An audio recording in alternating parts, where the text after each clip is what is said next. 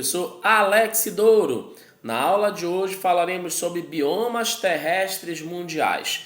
A princípio, nós precisamos lembrar que o bioma é um conjunto dos seres vivos de uma área.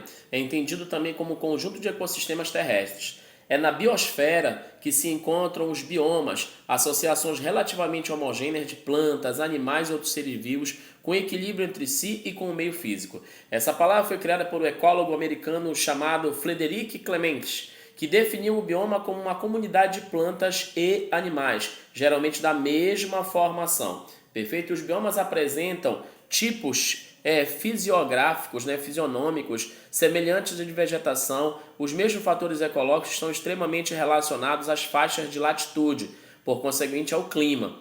Por exemplo, nas áreas de baixa latitude, perfeito, você tem um clima tropical, predominam florestas tropicais. E nas áreas de média latitude, surgem as florestas temperadas. Então nós podemos verificar aqui, justamente que a oscilação da temperatura, a oscilação das precipitações e a posição latitudinal vai definir o aspecto fisiográfico da vegetação, ou seja, do bioma. Então nós podemos dizer, portanto, que o bioma, acima de tudo, é uma área onde você percebe automaticamente uma singularidade, ou seja, justamente um conjunto de animais e vegetais típicos daquela área que você não vai encontrar em lugar nenhum, mas que estão em constante interação com múltiplos fatores naturais, como solo, clima, fauna, relevo, vegetação, rede hidrográfica, que vai gerar uma uniformidade da diversidade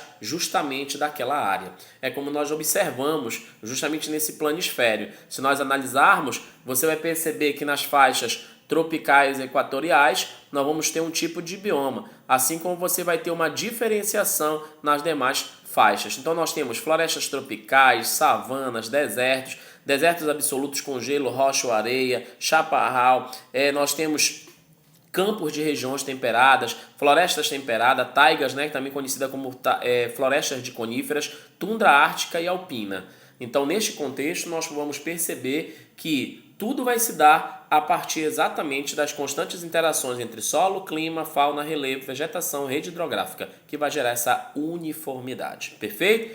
Agora nós precisamos entender, querido estudante, sobre as classificações dos biomas. Você pode classificá-los de diversas formas. Quanto à estratificação, quanto à questão de porte, você pode ter uma vegetação arbórea, perfeito? Arbustiva e herbácea. Quando é que ela vai ser arbórea, Alex? Quando ela tiver um alto porte. Quando ela for de médio porte, você terá exatamente uma vegetação arbustiva. Mas quando ela tiver de um porte rasteiro, como as gramas, você terá exatamente uma vegetação herbácea.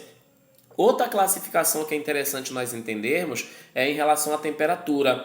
Nós temos as vegetações megatérmicas, mesotérmicas, microtérmicas. Elas serão megatérmicas quando elas estiverem em baixa latitude, que são aquelas áreas intertropicais, ou seja, as áreas entre o Trópico de Câncer e o Trópico de Capricórnio. Mesotérmica, quando você tiver média latitude, que são aquelas áreas entre um trópico e um círculo polar. Perfeito? E a microtérmica é quando você tem exatamente as áreas de alta latitude, que são as áreas de alta latitude, que são as áreas polares. Perfeito? Nesse contexto, nós precisamos agora exatamente localizar ainda esse processo de classificação. Uma outra classificação que nós precisamos ter é justamente sobre a questão da folhagem. Aqui é super interessante, fica atento, hein?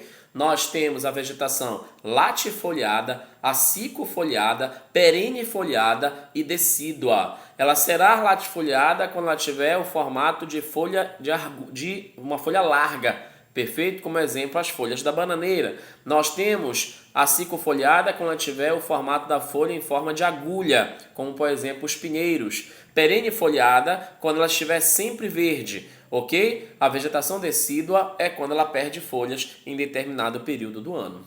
Uma outra classificação interessante que você precisa entender é quanto à umidade. Ela pode ser hidrófila, xerófila, higrófila e halófila.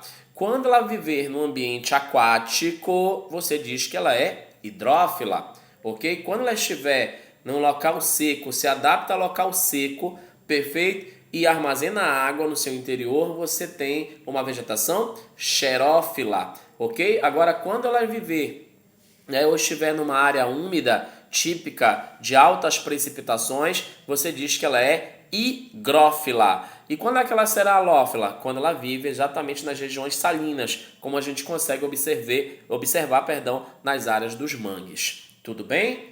Bem, agora que nós já vimos essa classificação, agora vamos localizar exatamente os biomas. Você percebe aqui os planisférios, né? Você tem exatamente um planisfério. Nesse centro você tem a linha do Equador, acima o Trópico de Câncer, abaixo o Trópico de Capricórnio. Não esqueça que acima nós temos o Círculo Polar Ártico, abaixo o Círculo Polar Antártico. Essa área intertropical é uma área de baixa latitude, onde o bioma será tropical. Essas áreas, né, são áreas onde a temperatura é muito quente e, consequentemente, a vegetação cresce muito mais. As áreas, né, temperadas, né, as áreas B, abaixo e acima, você percebe exatamente que são as áreas de média latitude, que são as áreas entre um trópico, né, de Câncer e o Círculo Polar Ártico e o trópico de Capricórnio e o Círculo Polar Antártico. A vegetação será uma vegetação subtropical, também chamada de temperada. Não esqueça que essa área é uma área intermediária, onde você vai ter médias temperaturas, perfeito? E não esqueçamos que as áreas 6, né, que são as áreas polares ao norte e ao sul, são áreas de alta latitude. Logo, o clima será um clima polar, consequentemente, o bioma será polar. Além destas classificações de tropical, subtropical e polar, nós temos vegetações equatoriais, perfeito? Né? Nós temos vegetações semiáridas, né? E, claro, temos as vegetações desérticas. Dito isso, agora nós vamos ver exatamente tudo isso organizado bonitinho aí, ó. Aspectos gerais dos biomas. Observe aí, ó. Nós temos as regiões polares, as regiões temperadas, as regiões tropicais e equatoriais, as regiões desérticas e as regiões montanhosas. Observe que as latitudes vão se diferenciar. A latitude na polar será alta, a característica ela será herbácea, microtérmica e decídua. Exemplo de vegetação, nós temos a tundra, encontrada normalmente nas áreas, né, do Polo Norte. Tudo bem? Já as áreas temperadas, nós temos uma latitude o quê? Média. E não esqueçamos que as características elas serão arbustivas, mesotérmicas e semidecídua. E um grande exemplo que nós temos são as pradarias, que nós conhecemos comumente com o nome de grama, mas elas podem ser chamadas de pradarias ou campos, e a araucária, que nós conhecemos normalmente como pinheiro, ok? Já nas regiões tropicais e equatoriais, nós temos uma baixa latitude, ok? Logo, as características elas serão arbórea, megatérmica, perene e, exemplo, Mata Atlântica, o Cerrado e a Floresta Amazônica.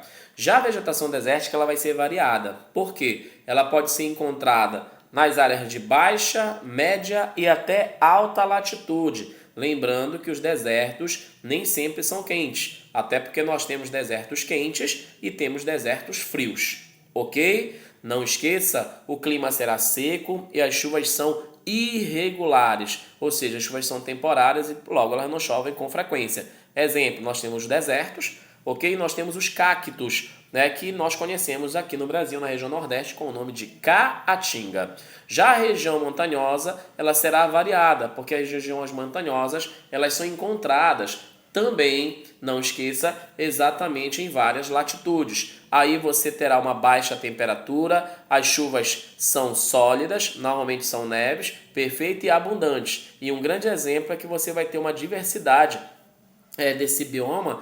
Por quê? Porque vai depender das condições de altitude e condições de temperatura. Bem, finalizando a aula, né, nós aprendemos na aula de hoje que as vegetações tropicais equatoriais, elas são megatérmicas, ou seja, elas estão exatamente em baixa latitude, ok? Elas são arbóreas, possuem grande porte, perene, as folhas sempre estão verdes, latifoliada, as folhas são grandes e largas, né? Ela vive em ambiente úmido e possui alta temperatura, ou seja, altas precipitações. Já as vegetações subtropicais, elas estão em média latitude, então você diz que elas são mesotérmicas, elas são arbustivas, ou seja, possuem médio porte, são semidecíduas, ou seja, perdem parcialmente as suas folhas em determinado período do ano, vivem em ambiente úmido com alta precipitação e possuem uma média temperatura. Já as florestas coníferas, né, também conhecida como taiga, elas estão em alta latitude, então você diz que elas são microtérmicas, são arbustivas em algum momento, mas também são decíduas, rasteiras, ok? Possui baixa precipitação, porque nessas regiões você tem baixa evaporação e, claro, vive em regiões frias. Dando continuidade, né, no nosso resumo da aula de hoje, você precisa recordar que nós temos também os desertos. Nós temos uma escassa precipitação, né, com pouca ou sem nenhuma vegetação. Lembrando que nós temos desertos quentes e desertos frios. Nós temos as savanas, né, que tem um aspecto seco, né, os galhos são tortuosos e com cascas grossas. Temos as pradarias, também chamadas de campos ou gramas, onde o aspecto é um aspecto úmido, é uma vegetação herbácea, portanto rasteira, ok? Temos as estepes, ok? Onde os aspectos são secos, ok? E, consequentemente, a vegetação é uma vegetação xerófila, ou seja, ela se adapta a locais secos, como um grande exemplo a caatinga nordestina. E, claro, temos a tundra, né? Que é uma vegetação típica das áreas polares, que é baseada exatamente em uma região em gramíneas e, claro, né, os arbustos. Perfeito? Deixe seu like, espero que você tenha gostado da aula e até o nosso próximo encontro na certeza de vencer.